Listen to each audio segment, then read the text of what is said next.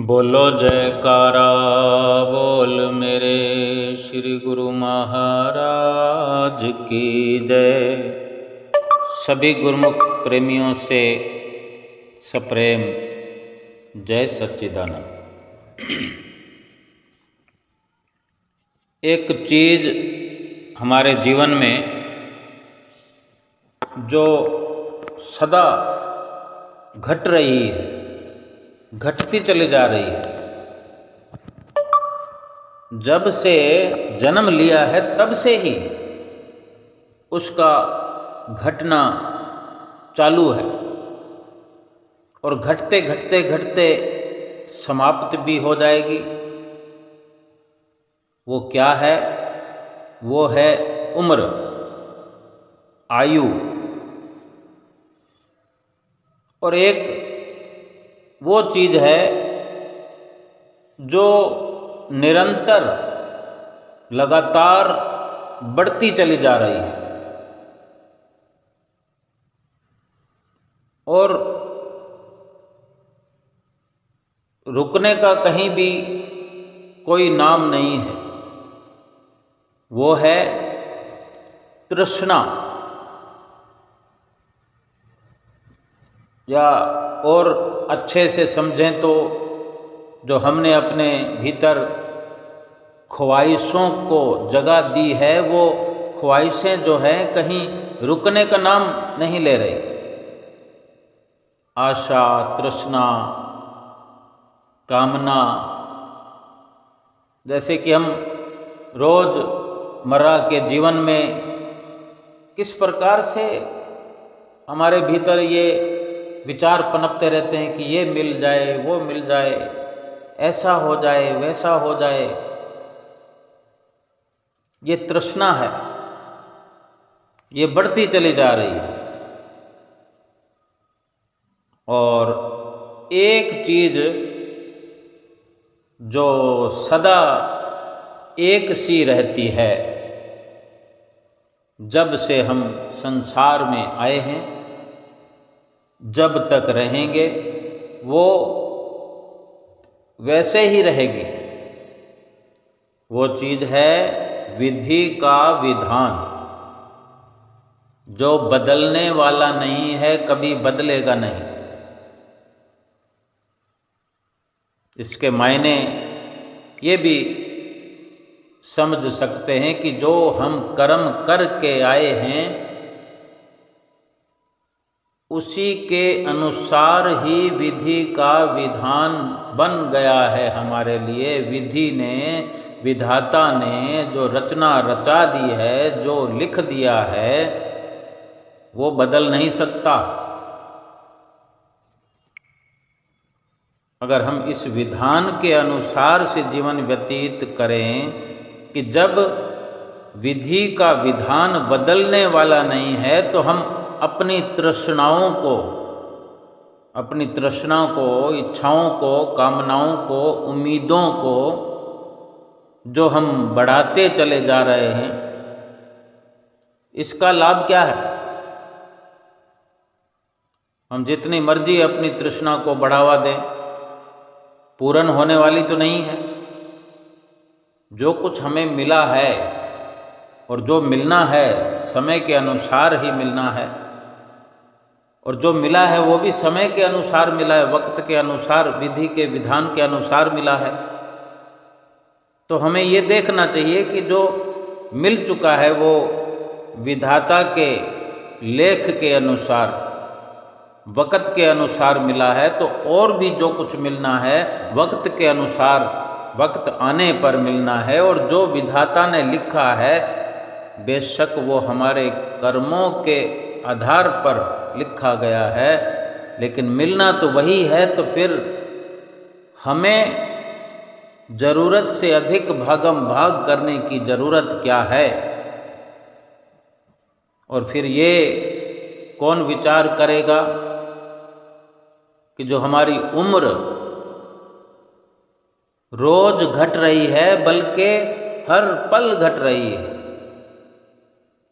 हर पल जो व्यतीत होता है हमारी उम्र में है, उम्र से ही वो पल घट जाता है। हमारी उम्र जो है एक पल घट गई, 1 मिनट घट गया, 1 घंटा कम हो गया, 1 दिन कम हो गया। इस प्रकार दिन, महीने, साल करके जो उम्र घट चुकी है वो हमारी उम्र का ही एक बहुत बड़ा हिस्सा समाप्त हो गया है। और इसी प्रकार फिर आगे भी पल पल करके, घड़ी घड़ी करके, घंटा घंटा, दिन दिन करके घटते घटते उम्र घट जाएगी। समाप्ति की ओर जीवन चल रहा है, बढ़ रहा है। घटने वाली चीज को रोका नहीं जा सकता, लेकिन बढ़ती हुई तृष्णा को रोका जा सकता है। विधि के विधान का बदलाव हम नहीं कर सकते, लेकिन विधि के विधान को समझ करके, विधि के विधान के अनुसार हम उस प्रभु की रजा में राजी रहकर भी जीवन व्यतीत कर सकते हैं। अपने अंदर से कामनाओं को हटा दें, कामनाओं को भगा दें, तृष्णावंत प्राणी बनकर न जिएं। प्रभु परमेश्वर पर विश्वास करें, अपने मुकद्दर पर विश्वास करें। जो हमें मिल चुका है वो इस बात को समझने के लिए साक्षी है। ये सबूत है कि जो हमें मिला है वो आसानी से मिला है।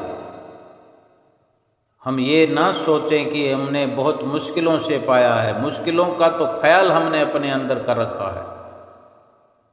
एक बच्चा, अबोध बालक जो जन्म लेता है इस दुनिया के अंदर, वो कौन सा कार्य मुश्किल से करता है, कौन सा कार्य आसानी से करता है? उसकी मुश्किल और आसानी क्या है? उसको तो मुश्किल का और सरलता का बोध भी नहीं है, ज्ञान भी नहीं है कि सरल क्या है, मुश्किल क्या है। हम विधि के विधान को उस बच्चे की अवस्था से देखकर समझ सकते हैं। वो कोई प्रयास नहीं करता, भूख लगती है तो रोता है। विधि के विधान के अनुसार और उसके कर्मों के अनुसार उसको खाना पीना दाना चुगा मिलता है। जहाँ उसने जन्म लिया है, विधि के विधान से जन्म हुआ है, उसके कर्मों के अनुसार जन्म मिला है। वो जहाँ जन्म हुआ है उसके माता पिता कितने सक्षम हैं, कितने अक्षम हैं, किस प्रकार वहाँ पर सुख सुविधाओं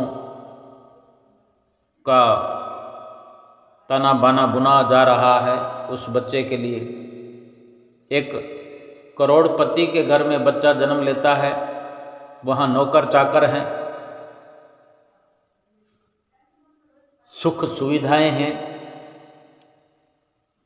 और एक किसी गरीब मजदूर के घर में बच्चा जन्म लेता है, वहाँ अभाव ही अभाव है, कमी ही कमी है, हर चीज़ की कमी है। लेकिन उस बच्चे को पेट भरने की सुविधा उसके कर्मों के अनुसार प्राप्त हो जाती है। लेकिन उस बच्चे को ये नहीं मालूम कि मैं सोने के पालने में झूल रहा हूँ या चारपाई के नीचे किसी कपड़े के झूले में झूल रहा हूँ, जहाँ गर्मी का, हवा का कोई हिसाब किताब नहीं रखा जा रहा, कोई वहाँ नौकर चाकर नहीं है। जीवन तो दोनों बच्चों का चलता है। वो पलते हैं, फलते हैं, फूलते हैं, बड़े होते हैं, बड़े हो जाते हैं। जीवन तो जीवन है। ये अमीरी और गरीबी की जो ये सुख सुविधाएं हैं, उन बच्चों ने क्या प्रयत्न किया? अमीर घर के अंदर जन्म लेने वाले बच्चे ने कौन सी ऐसी पढ़ाई कर ली, कौन सी नौकरी कर ली, कौन सी ऐसी कमाई कर ली जहाँ इतनी सुख सुविधाएं हैं, नौकर चाकर रखे हुए हैं, और उस गरीब ने ऐसा कौन सा काम चुना है गरीब बच्चे ने कि वहाँ पर बमुश्किल उसकी खुराक का ध्यान रख लिया जाए बस। लेकिन ज़रूरत तो जीने के लिए यही होती है कि किसी भी प्रकार से जीवन फल फूल सके। तो गरीब के बच्चे कमज़ोर नहीं होते और अमीरों के बच्चे ज़रूरत से ज़्यादा ताकतवर नहीं होते। समझने का केवल भाव यही है कि बिना प्रयास के दोनों बच्चों को अपने अपने कर्म के अनुसार प्रभु ने दिया। तो फिर जब समझदार व्यक्ति बन जाए तो क्या उसको कामनाओं का एक घेरा बना लेना चाहिए, अपने भीतर कामनाओं का एक ताना बाना बुन के रखना चाहिए और उन्हीं कामनाओं में उस तृष्णावंत बन कर के जीवन जीना चाहिए, तृष्णा में हर वक्त तृष्णा की आग में जलते रहना चाहिए। जब उस अवस्था में कर्मों के अनुसार विधि का विधान हमारी रक्षा करता है, उस विधि के विधान से फिर हम अलग क्यों हो जाते हैं? जैसे जैसे बड़े होते हैं और उम्र घटती जाती है, तृष्णा बढ़ती जाती है कि ऐसा हो जाए वैसा हो जाए, ये ठीक नहीं है। अगर उम्र घट रही है तो इसको बेशक रोका नहीं जा सकता। घटती हुई उम्र में इसका लाभ उठाया जा सकता है, लाभ की ओर बढ़ा जा सकता है, लाभ प्राप्त किया जा सकता है। लेकिन तृष्णा की आग में यूं जलकर पहले से जो उम्र व्यतीत हो चुकी है, तृष्णा की आग बाकी सारी उम्र को भी जलाकर राख कर देगी, कुछ लाभ नहीं होगा। और विधि का विधान जो है अपने वक्त पर, समय पर, अपने विधान के अनुसार जीवन के अंदर सब कुछ घटित करवाता रहता है। फिर इंसान का कर्तव्य क्या है? यही कि जो विधि के विधान से जन्म हुआ है, जिन परिस्थितियों में हुआ है, अमीर घर में हुआ है, गरीब घर में हुआ है, अव्वल तो मांग करनी नहीं चाहिए। अगर करने की इच्छा हो भी जाए तो यही जुबान से शब्द निकलने चाहिए जो संतों के नज़रिए से सही है, और संतों के ही ये वचन हैं, साईं इतना दीजिए जामे कुटुंब समाए, मैं भी भूखा ना रहूं, साधु न भूखा जाए, साधु न भूखा जाए।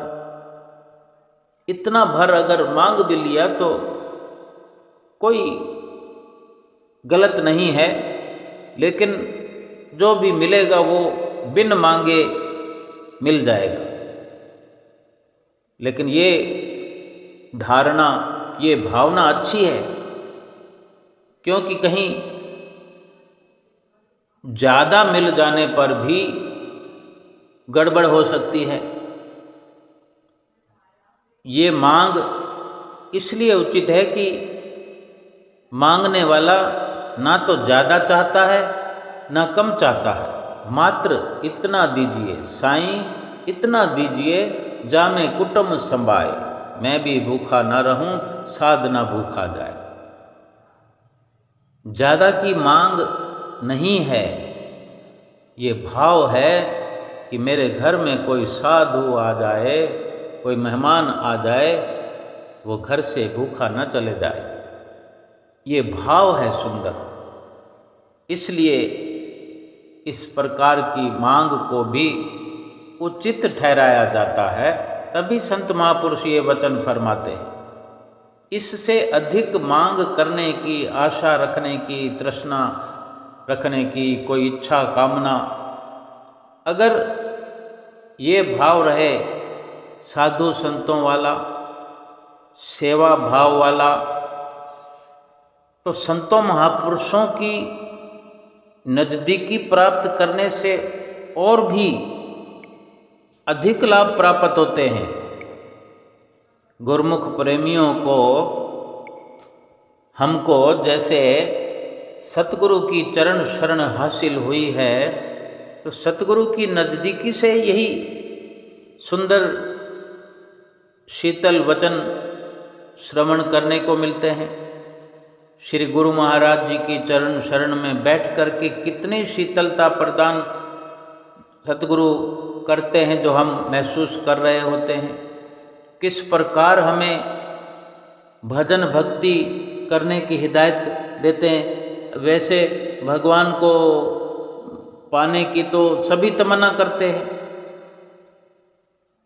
सभी चाहते हैं। सारी दुनिया रब रब कर दे उम्र बीत गई, सारी दुनिया रब रब करती है कि रब रब कर दे उम्र बीत गई। रब की है कदे सोचा ही नहीं, बहुत कुछ मंग लिया ते बहुत कुछ पा लिया, रब नू ही पाना है कदी सोचा ही नहीं। रब रब कर रहे हैं, प्रभु प्रभु कर रहे हैं, प्रभु को पाना है ये तो सोचा ही नहीं। हे भगवान, राम राम राम राम, राधे राधे राधे राधे, ये सब करते रहते हैं हम, लेकिन राम को पाना है ये विचार ही नहीं करते। तो केवल रटने से, जिभा से कहने से राम की, कृष्ण की, राधे राधे की, ईश्वर की प्राप्ति थोड़ी ना हो जाएगी। सतगुरु की शरण में जाने से हमें कितनी नसीहतें मिलती हैं, कितनी सत्संग की जो सुंदर धारा में स्नान करने का अवसर मिलता है। रोम रोम हमारा धुल जाता है सत्संग से। कितनी पापों की मैल जो है देखते ही देखते हट जाती है, माया के पर्दे हट जाते हैं, और जो सत्संग में बैठ करके सुमरन की हमें शिक्षा प्राप्त होती है,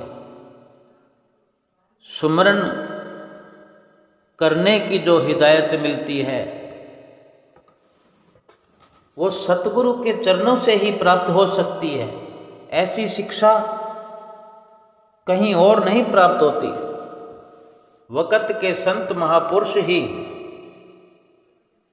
जो स्वयं अनुभव के द्वारा हमें बतलाते हैं कि अगर प्रभु को चाहते हो, प्रभु को पाना है, तो नाम और सुमरन की कमाई से पाया जा सकता है। अपनी मर्जी से चाहे इंसान लाखों करोड़ों का दान पुण्य करता रहे, ग्रंथों का स्वाध्याय करता रहे, रोज सत्संग सुनता रहे, सुनाता रहे, पर रूहानी, रूह के लिए रूहानी सुमरन किए बिना ये सब का सब व्यर्थ है। जिसने सुमरन भजन नहीं किया उसने कुछ भी नहीं किया। सुमरन के बिना सतगुरु के रूहानी दर्शन कभी नहीं हो सकते। सतगुरु के रूहानी दर्शन यानी वो भीतर ही होने हैं, वो भीतर करने हैं। सतगुरु के दर्शन माने आत्म साक्षात्कार, अपनी आत्मा की पहचान करना, अपने आप को जानना, सुमरन भजन अभ्यास करने से ही ये लखता हासिल होती है, ये लाभ प्राप्त होता है। और सच्ची वैराग भावना से थोड़ी देर का किया गया भजन सुमरन कितने दिनों तक की अपनी मर्जी से की हुई भक्ति से ज्यादा बेहतर है।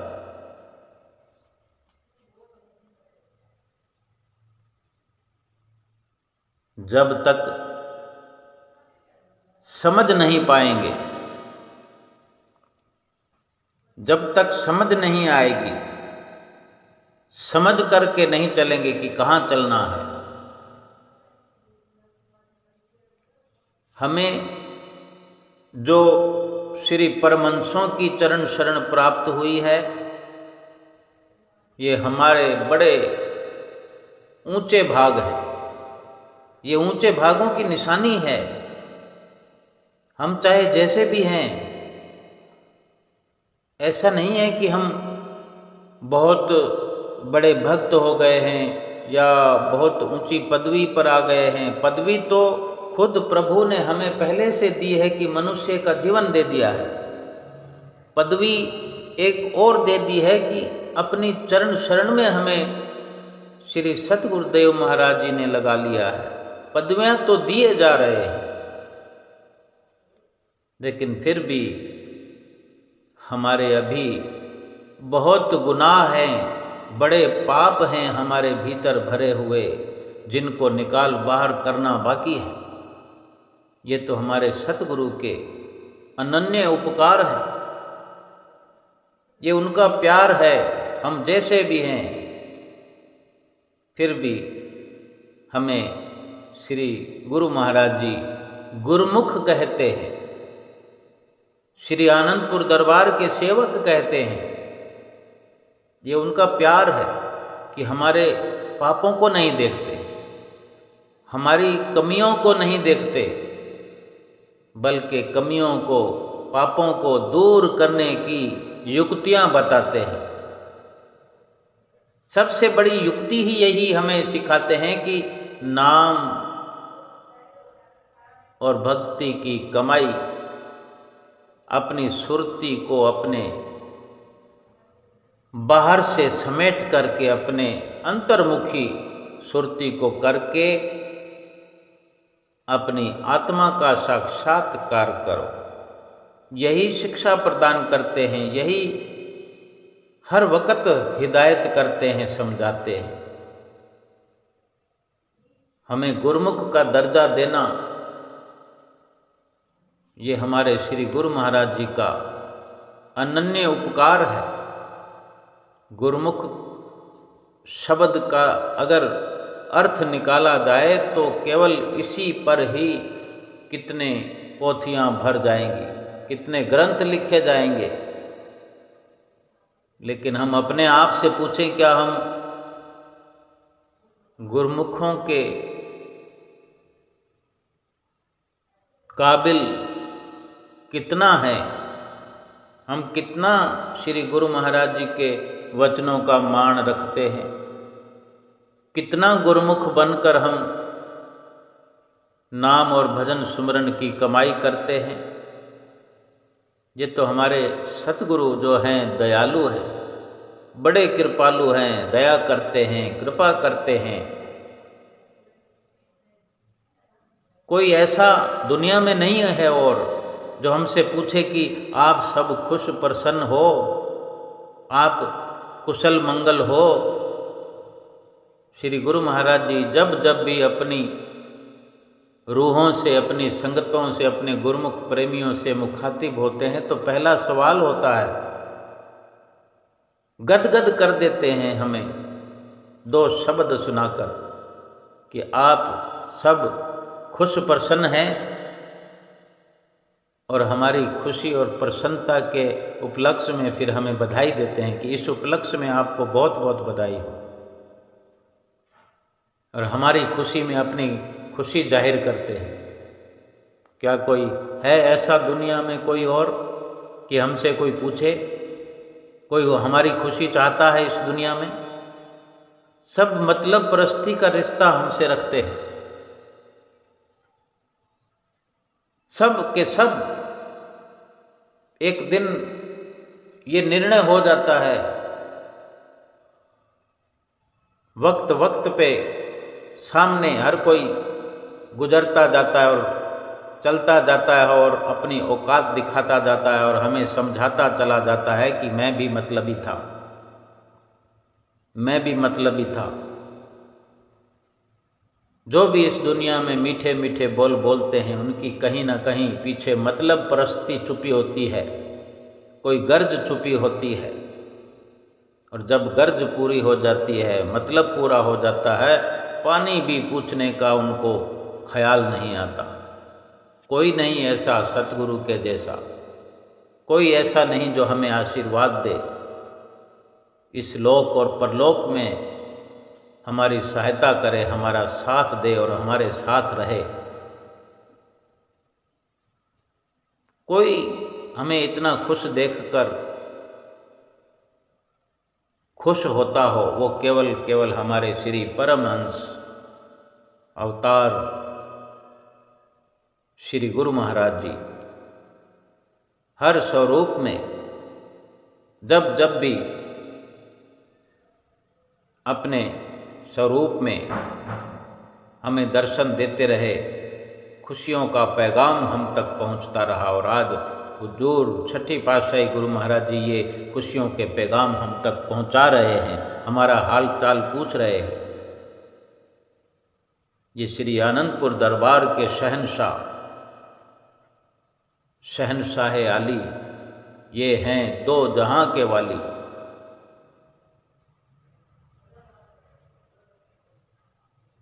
हम चाहे इस बात को समझें या ना समझें, हमारे सतगुरु श्री परमहंस अवतार हमारे सच्चे हितैषी हैं। जितना प्यार वो हमसे करते हैं उतना और कोई कर नहीं सकता, किसी के पास है ही नहीं।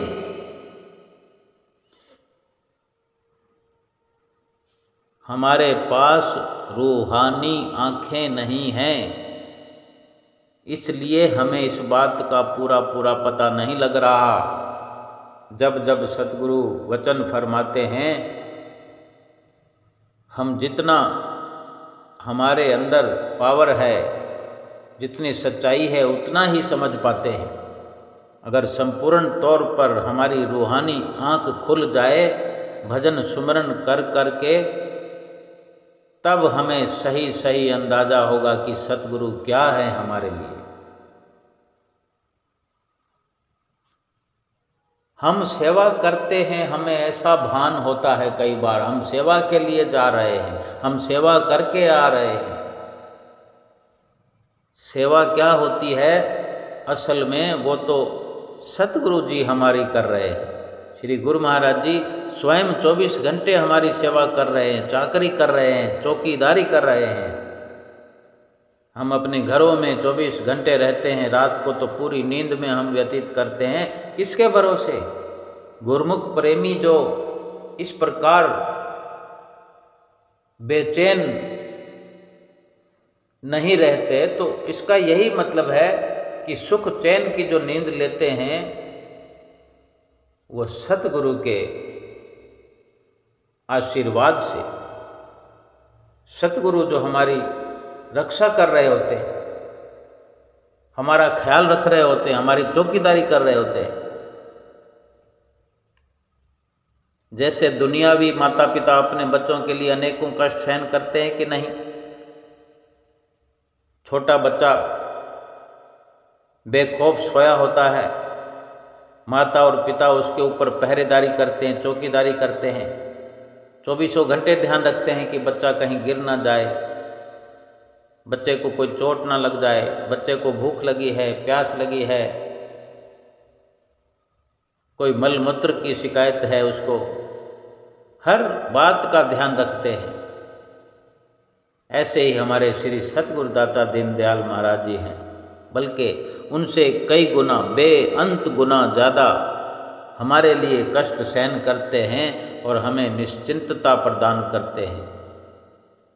और आप स्वयं सचखंड अनामी लोक छोड़कर हमारी खातिर इस मृत्यु लोक में आकर के इतने सारे कष्ट अपने शरीर पर सहन करते हैं हमको सुखी बनाने के लिए। ऐसे दयालु सतगुरु हमें न मिले होते तो हमारा 84 लाख योनियों से छुटकारा मुश्किल था, लेकिन मिल गए हैं हमें। परिपूर्ण सतगुरु वक़्त के मिल गए हैं हमें।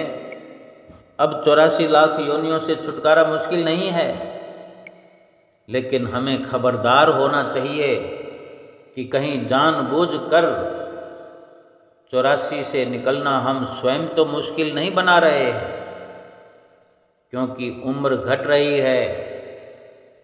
इस घटती उम्र का लाभ अभी उठाना है। विधि के विधान को समझते हुए, पापों का प्रायश्चित करते हुए, पापों को कम करते हुए, पापों को मिटाते हुए, भजन सुमरण करके, 5 नियमों की पालना करके, सतगुरु के सुंदर सुंदर दर्शन अपने अंदर बसा करके, अपने मस्तक पर सतगुरु का ध्यान बसा करके अधिक से अधिक संतों महापुरुषों के वचनों की पालना करें, संतों महापुरुषों के आज्ञा पर चलें। हमारा ये लोक तो सुखी होगा ही होगा, हमारा परलोक संवर जाएगा। हमारी रूह जो है इस प्रकार रूहानी सफ़र करते हुए परमात्मा से मिल जाएगी, सदा सदा के लिए खुशहाली हो जाएगी, सारे झंझट खत्म हो जाएंगे। 84 लाख योनियों से छुटकारा मिलना बहुत बहुत दुर्लभ है, लेकिन हमें संत महापुरुषों की शरण जो मिली है, उन्होंने सब कुछ हमारे लिए सरल कर दिया।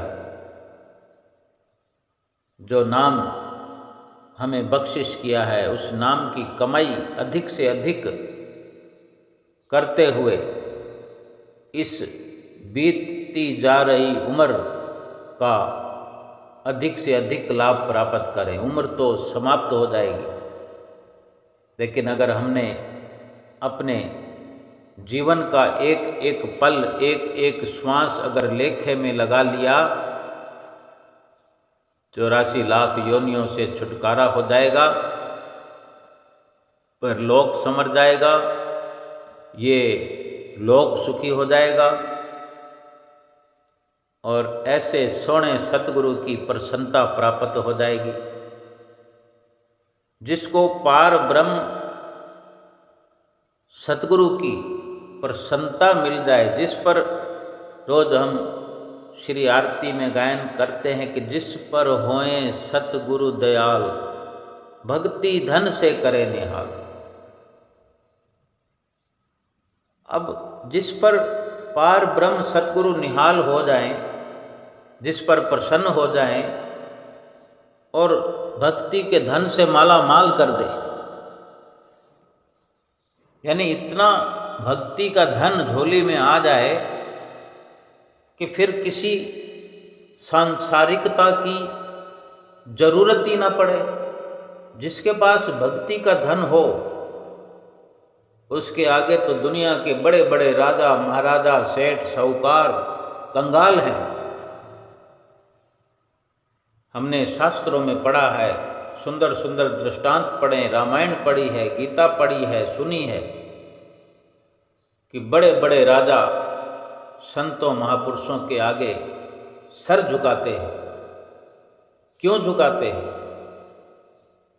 क्योंकि भक्ति का धन सतगुरु के पास मिलता है और भक्ति के धन के आगे, सतगुरु के आशीर्वाद के आगे बड़े बड़े राजाओं महाराजाओं का पद वैभव, ऐश ऐश्वर्य सब के सब फीके हैं, कोई मायने नहीं रखते। सब कुछ होते हुए भी उन्हें कभी ना कभी लगता है, तभी वो सतगुरु के चरणों में आकर के झुकते हैं और दया की भीख मांगते हैं, उनका आशीर्वाद मांगते हैं, क्योंकि आशीर्वाद उन्हीं के पास है, भक्ति उन्हीं के चरणों में है। वचन भी है कि भक्ति धन सतगुरु धनी, बख्श रहे दिन रैन, जो आवे चरनार में पावे सुख और चैन। भक्ति का धन जो है, इसके धनी सतगुरु है, और रात और दिन बख्श रहे, कोई कीमत नहीं ले रहे। जो चरणों में आता है, जो आवे चरनार में पावे सुख और चैन।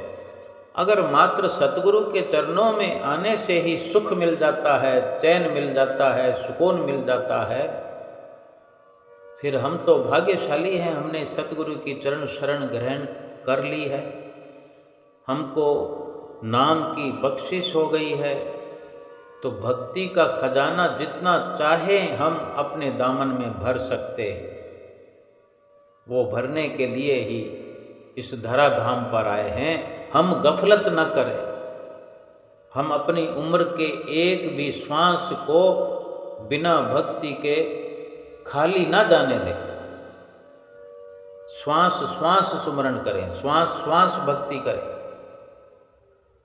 और इस प्रकार श्वासों का जो खजाना है, एक एक श्वास के बदले अगर भक्ति में भक्ति का धन एकत्र करेंगे, एक एक श्वास में भक्ति कमाएंगे, तो हर श्वास हमारा लेखे में आ जाएगा। अब हम खुद अंदाज़ा नहीं लगा सकते कि कितना भक्ति से हमारा दामन भर जाएगा, कितनी खुशियाँ हमें मिलेगी। थोड़ी देर सत्संग में जाने से दिल खुश हो जाता है, और जो सत्संग के सुरक्षा कवच में आ जाए, सत्य का दायरा बना ले, सत्य का संग करे, सत्य में समा जाए, सत्य को अपने भीतर जगा दे, सत्य संग का सुरक्षा कवच बना ले, घेरा बना ले, सत्य संग के घेरे में रहने लगे, तो उसके पास इतना भक्ति का धन हो जाएगा कि दूसरों को भी बांट सकता है, दूसरों को सुखी बना सकता है, इतना सुख हो जाएगा। संतों महापुरुषों के वचनों पर चलते हुए, अपनी उम्र का एक एक श्वास लेखे में लगाते हुए, अपने जीवन को खुशहाल बनाते हुए, पार ब्रह्म परमेश्वर सतगुरु की